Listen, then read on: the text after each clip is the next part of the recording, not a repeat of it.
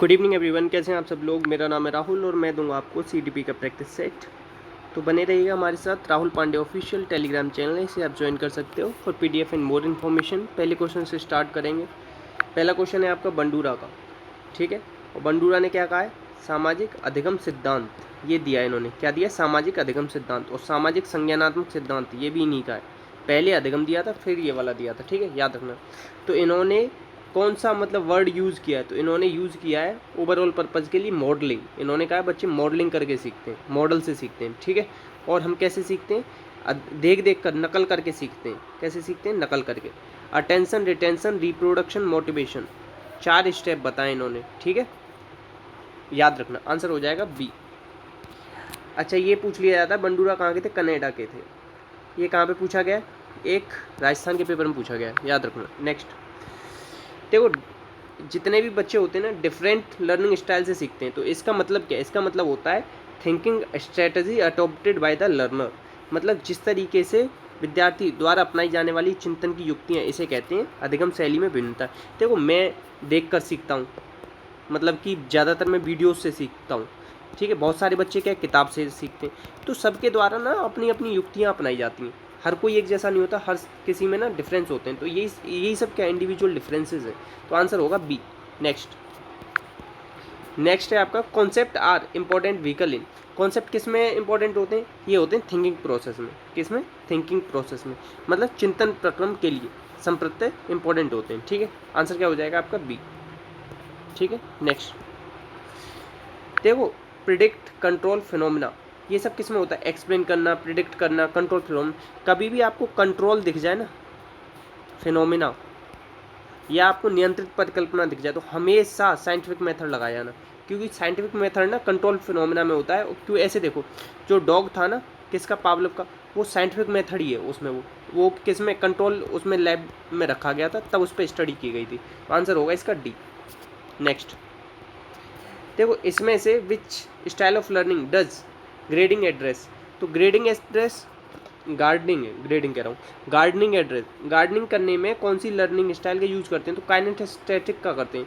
मतलब क्या है, देखो आप जाओगे, पेड़ पौधों को पानी दोगे, लगाओगे, खाद डालोगे, तो इसमें क्या क्रिया करनी पड़ रही है ना आपको। तो आंसर हो जाएगा डी, ठीक है। गार्डनिंग दे रखा है, ठीक है। अच्छा, गार्डनिंग से याद आता है हॉवर्ड गार्डनर ने कितनी बताई है, 8 तरीके से बताया है, ठीक है, याद रखना।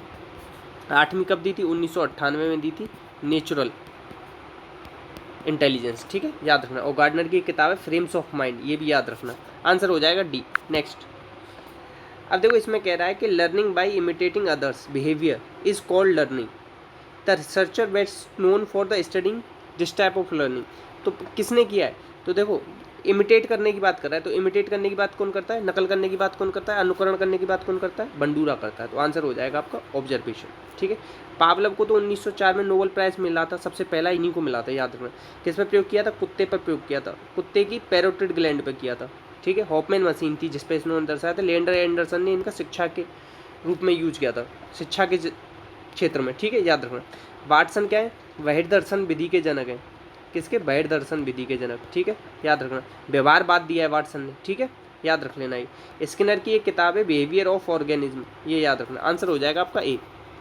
नेक्स्ट अब इसमें कह रहा है कि निम्न में से कौन सी घटना नकारात्मक पुनर्वलन का उदाहरण है। तो नकारात्मक पुनर्वलन ऐसे समझो, आपके पास पेन नहीं है, क्या नहीं है, पेन, और मैंने आपको पेन दे दिया लिखने को, ठीक है, ये ऐसे मत समझो, ऐसे समझो, आप ना धूप में बैठ के पढ़ रहे हो, किसमें, धूप में, और मैंने क्या किया, छाता रख दिया आपके सिर के आगे, क्या रख दिया, छाता। तो सिर पे छाता रख दिया तो आपको छाँव हो गई, छाँव में अब आपको बैठ के आराम से पढ़ पाओगे। और देखो, आप घर पे बैठ के पढ़ रहे हो, तो ना एक गाड़ी वाला बार बार हॉर्न बजा रहा है, तो मैंने उस गाड़ी वाले को समझा दिया, वो हॉर्न बजाना उसने बंद कर दिया। तो ये क्या होता है, ये होता है नेगेटिव रीइंफोर्समेंट। तो आंसर होगा विड्रॉ ए पेनफुल और अनप्लीजेंट। पेनफुल क्या था, ये धूप आपके लिए क्या थी, दिक्कत कर रही थी। अनप्लीजेंट क्या था, या एक ही बात है, पेनफुल और अनप्लीजेंट। ये जो आपके बार बार हॉर्न बजा रहा था ना, ये आपको परेशान कर रहा था। ऐसी चीज़ों को हटा लेना ही क्या है, रीइंफोर्समेंट है। कौन सा, नेगेटिव, याद रख लेना, बहुत ही इंपॉर्टेंट है। बहुत सारे लोग कन्फ्यूज हो जाते हैं इसमें, ठीक है। तो आंसर हो जाएगा सी, याद रखना। और ये किसने दिया, स्किनर ने दिया था कॉन्सेप्ट, याद रखना। ये भी बच्चों की सीखने की प्रक्रिया में माता पिता की भूमिका कैसी होनी चाहिए, प्रोएक्टिव होनी चाहिए, अग्रमुखी होनी चाहिए, याद रखना, ठीक है। अच्छा, जो आपका शैशवावस्था में बच्चा होता है ना, मतलब जब जन्म होता है बच्चे का, जन्म के समय बच्चे का जो सिर का भाग होता है ना, सिर 1:4 होता है, पूरे शरीर का भाग और सिर का अनुपात 1:4 में, और 22% होती है उसकी क्या, मसल्स का भाग, ठीक, मांसपेशियों का भार 22% होता है, और पूरे शरीर का 44% हो जाता है मांसपेशियों का भार, कब, आपका किशोरावस्था में, ये याद रखना। एक पूछा जाता है टेलीग्राफिक स्पीच, बच्चे जब 2 से 3 वर्ड बोलने लग जाते हैं ना, मम्मा, मैं, जाना, और ऐसे पानी चाहिए, इस तरीके से जब थोड़ा सा बोलने लगता है, तो ये 12 से 18 महीने में होती है टेलीग्राफिक स्पीच, ये भी याद रखना, ठीक है। नेक्स्ट, अच्छा, मग और जग मॉडल क्या है, तो देखो मग किसे कहते हैं, मग होता था टीचर और जग होता था स्टूडेंट। तो पहले सोचते थे कि टीचर के पास जितना भी ज्ञान है ना, वो सब किस में, स्टूडेंट के लिए उड़ेल दो, तो उस मतलब जग में डाल दो, तो ये क्या है, ट्रेडिशनल तरीका है टीचिंग का, आंसर हो जाएगा डी। नेक्स्ट, अब इसमें कह रहा है कि why is intrinsic motivation better than extrinsic, मतलब आपकी देखो आंतरिक जो है मोटिवेशन बाहरी से अच्छा क्यों होता है। एक चीज़ याद रखना, अभी जैसे पेपर नहीं है अभी, ठीक है, फिर भी हम लोग पढ़ रहे हैं, आप लोग पढ़ रहे हो, डेली देखने आते हो वीडियो, तो ये क्या है, आप में इंट्रेंसिक मोटिवेशन है, क्योंकि देखो जब पेपर आएगा ना, तब तो पेपर देख के तो हर कोई पढ़ लेगा, मगर जो आज पढ़ेगा ना उसको जॉब जरूर मिलेगी। तो children learn due to fear, गलत, it accelerate self learning, peer की बात होगी नहीं, डिसिप्लिन, ये क्या हुई, इसमें आत्म शिक्षा में तेजी आती है, तो क्या करता है, सेल्फ लर्निंग को एक्सेलरेट करता है, तो आंसर हो जाएगा बी। मतलब आप खुद से ही पढ़ोगे, ऐसा नहीं किसी को धक्का मारने की जरूरत है कि पढ़ पढ़ पढ़, वो अपने आप ही पढ़ लोगे अगर आप में इंट्रेंसिक मोटिवेशन है, और ये बहुत ज़्यादा जरूरी है। नेक्स्ट, अच्छा, सीखने के लिए क्या महत्वपूर्ण है, तो सीखने के लिए महत्वपूर्ण है आपका मोटिवेशन, और इस मोटिवेशन की बात किसने करी, स्किनर ने। स्किनर ने चूहे पे और कबूतर पे प्रयोग किए थे, चूहे पे किया था 1938 में, कबूतर पे किया था 1943 में, ठीक है, याद रखना। अब देखो कुछ चीज़ें जैसे साखी अभिक्रमित अनुदेशन ये दिया था क्राउडर ने, याद कर लेना। रेखीय दिया था आपका स्किनर ने, किसने, स्किनर ने, ठीक है, और गणित से रिलेटेड दिया था किसने, गिलवर्ट ने, ठीक है। इन सब तीनों को याद रख लेना, ये गणित वाला कल परसों पूछा गया था, मेरे से गलत हुआ है, ठीक है, आंसर सी हो जाएगा। नेक्स्ट, अब देखो पार्शियल इन्फोर्समेंट मतलब आंशिक पुनर्बलन। देखो एक चीज़ याद रखना, अगर मैं आपको आपकी कोई भी जो भी चीज़ आपको अच्छी लगती है, वो जो मैं आज आपको दूँ खाने के लिए, कल भी दूँ, परसों दूँ, उसके बाद भी दूँ, डेली दूँ, तो फिर ना आपका मन भर जाएगा उससे। तो जो पार्शियल रीइंफोर्समेंट होता है ना, मतलब कभी कभी आपको मिलता है रीइंफोर्समेंट, वो ज़्यादा इफेक्टिव होता है। तो लेस काट दो, कैन नॉट काट दो, ये भी काट दो, तो क्या होता है वो ज़्यादा इफेक्टिव होता है। कंटिन्यूस डेली डेली मिलने से कोई चीज़ ना उतना इंटरेस्ट नहीं आता, कभी कभी कोई चीज़ मिलती है तो वो ज़्यादा इंटरेस्टिंग लगती है। ऐसे देख लो, कोई चीज़ घर में कम बनती है ना तो ज़्यादा अच्छी लगती है, ज़्यादा हो जाती है ना तो अच्छी नहीं लगती। तो ज़्यादा क्या होता है, कंटिन्यूस दोगे तो ज़्यादा हो जाएगा, पार्शियल दोगे तो कम रहती है कोई चीज़, ठीक है, आंसर होगा ए। नेक्स्ट, अब देखो when children learn a concept and use it practice help in reducing the error. किसकी बात करें, एरर की बात किसने कही, थॉर्नडाइक ने। किसकी बात की, अभ्यास और त्रुटि की बात किसने कही, थॉर्नडाइक ने। अब देखो थॉर्नडाइक ने ना 3 नियम दिए थे, कौन कौन से दिए थे, तत्परता, अभ्यास, प्रभाव। तत्परता के नियम को कहते हैं रुचि का नियम, अभ्यास के नियम को कहते हैं उपयोग या अनुपयोग का नियम, और प्रभाव के नियम को कहते हैं किसका, सुख दुख या संतोष असंतोष का नियम, ठीक है, याद रखना। तो ये जो अभ्यास का नियम है ना, इसी की बात कर रहा है यहाँ पे, आंसर हो जाएगा ए। 1898 में इन्होंने दिए थे ये, ठीक है, याद रखना। और एक इनकी किताब है एनिमल इंटेलिजेंस, ये भी याद रख लेना, आंसर हो जाएगा आपका ए। जीन पियाजे ने 4 अवस्थाएं बताई, इंद्रियजनित, पूर्व संक्रियात्मक, मूर्त और अमूर्त, ये भी याद रखना। और इन्होंने 4 से 12 वर्ष के बच्चों प्रयोग किए थे, स्विट्जरलैंड के थे। 1938 में इन्हें क्या मिला था, 1936 में, छोड़ो अभी दिमाग से निकल गया, रहने दो, अभी इतना याद रख लेना, इसका आंसर क्या होगा, Thorndike. Next, reinforcement is a part of which of the following process. Reinforcement किसका पार्ट होता है, तो ये लर्निंग का पार्ट होता है, अधिगम का, पुनर्वलन, ठीक है। और आंशिक सबसे अच्छा होता है, सतत बेकार होता है, ये याद रखना। शिक्षक ने रेखा को कहा कि अपने गृह कार्य पूरा नहीं किया है, इसलिए आपको खेलने के लिए वंचित किया। मतलब कभी कभी क्या होता है ना, बच्चे काम मतलब होमवर्क पूरा नहीं करके लाते, तो उनसे कहते हैं आज तुम्हें गेम के पीरियड में नहीं जाने दिया जाएगा। तो ये क्या कर रहा है, वो कर रहा है पॉजिटिव रीइंफोर्समेंट नहीं आएगा, तो ये क्या पनिशमेंट है, क्या है, पनिशमेंट है, ठीक है, आंसर हो जाएगा बी। याद रखना, पनिशमेंट देते नहीं है मगर ये एज ए पनिशमेंट काम करेगा, ठीक। Next, application of knowledge skill and और subject learn in other situation, मतलब एक जगह कभी आपने कुछ चीज़ सीखा, उसे ही आपने दूसरे विषय में यूज कर लिया, तो ये क्या हुआ, सीखने का स्थानांतरण। और कैसा, सकारात्मक हुआ ये। तो 3 तरीके का होता है स्थानांतरण, सकारात्मक, नकारात्मक और शून्य, मगर ये सकारात्मक होगा, आंसर होगा डी। नेक्स्ट देखो, बच्चे को एक स्वायत्त शासी एक प्राकृतिक वातावरण में शिक्षित होना चाहिए, ये किसका है, तो देखो ऑटोनोमस और नेचुरल एनवायरनमेंट की बात कर रहा है। तो ये सब कौन करते हैं, प्रकृतिवादी करते हैं। नेचर से याद कर लो, नेचुरल एनवायरनमेंट। और प्रकृतिवादी कौन है, रूसो। रूसो की एक किताब है एमाइल, याद रखना, ठीक है, बहुत ज़्यादा पूछी गई। और एक चीज़ याद रखना, रूसो कहते हैं कि 12 वर्ष के तक के बच्चे को फॉर्मल एजुकेशन नहीं देनी चाहिए, मतलब स्कूल मत भेजो उसे, किससे, नेचर से सीखने दो, ये बात कहते हैं, ठीक है। नेक्स्ट क्वेश्चन है आपका, विवेक ने कहा कि हर बार जब वह अपना कमरा साफ कर लेता है तो उसकी माँ क्या करती है, उसके लिए पसंदीदा मिठाई बनाती है। तो क्या दे रही है, सकारात्मक पुनर्वलन दे रही है। क्या दे रही है, सकारात्मक पुनर्वलन, आंसर होगा सी, ठीक है। नेक्स्ट अब देखो क्वेश्चन है, ऑपरेंट कंडीशनिंग किससे संबंधित है। ऑपरेंट कंडीशनिंग, इंस्ट्रूमेंटल कंडीशनिंग, ये सब कॉन्सेप्ट किसके, स्किनर के, ठीक है, याद रखो।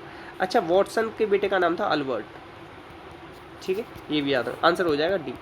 वॉटसन ने व्यवहारवाद दिया था ना, जो व्यवहार शब्द था, मगर उसमें कौन सा व्यवहार, ये मैकडूवल ने दिया था। मैकडूवल की किताब है आउटलाइन ऑफ साइकोलॉजी, याद रखना, ठीक है। नेक्स्ट,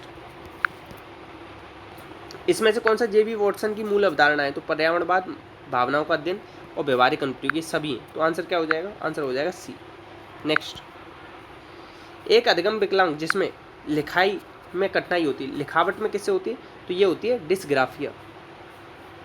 डिस्कैलकुलिया किससे होती है, मैथ से रिलेटेड होती है। डिसलेक्सिया किससे रिलेटेड होती है, पढ़ने से रिलेटेड। एक होती है डिस्प्रेक्सिया,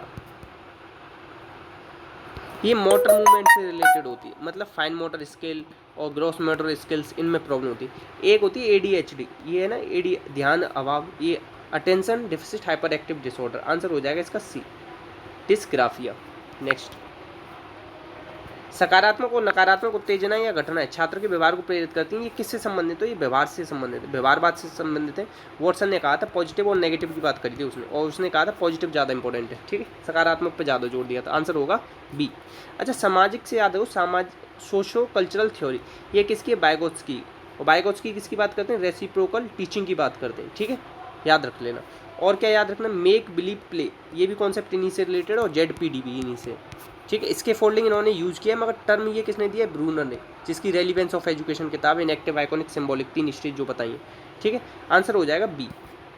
नेक्स्ट, समावेशी शब्द का मतलब विशेष शैक्षिक आवश्यकता वाले बच्चों को पूरा समय रखते हैं, कब तक रखते हैं, पूरा समय। इंक्लूसिव एजुकेशन का कॉन्सेप्ट है ये, ठीक है।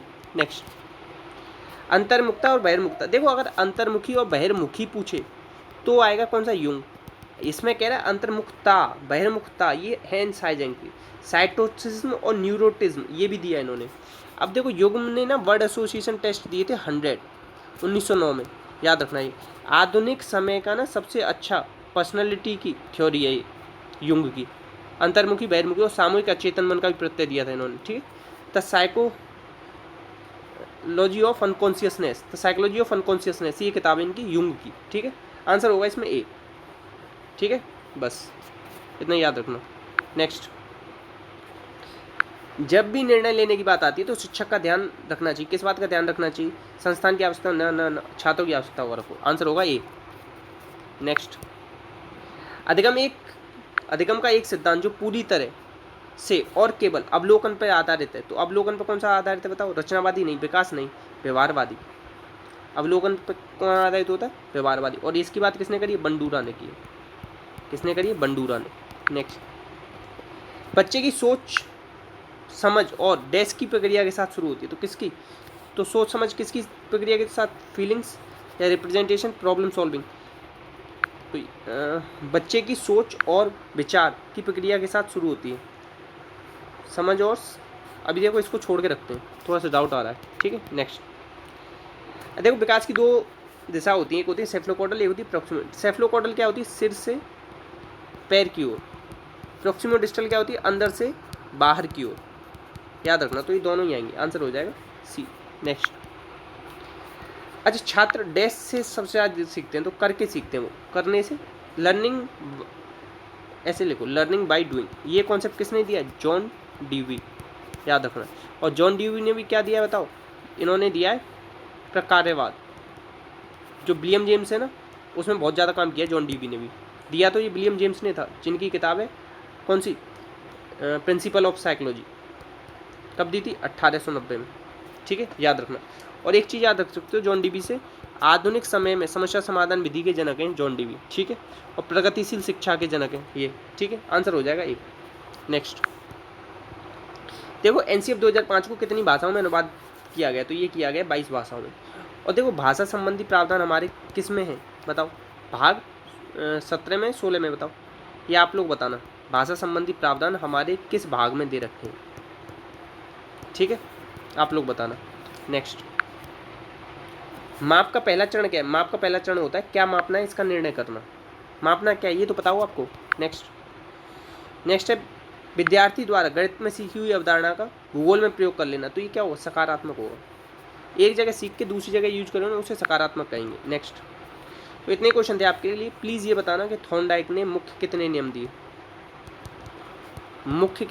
दिए, और गौड़ कितने नियम दिए? ठीक है, और बाकी कोई डाउट आया हो तो कमेंट बॉक्स में पूछ लेना। इसी के साथ जय हिंद, जय भारत।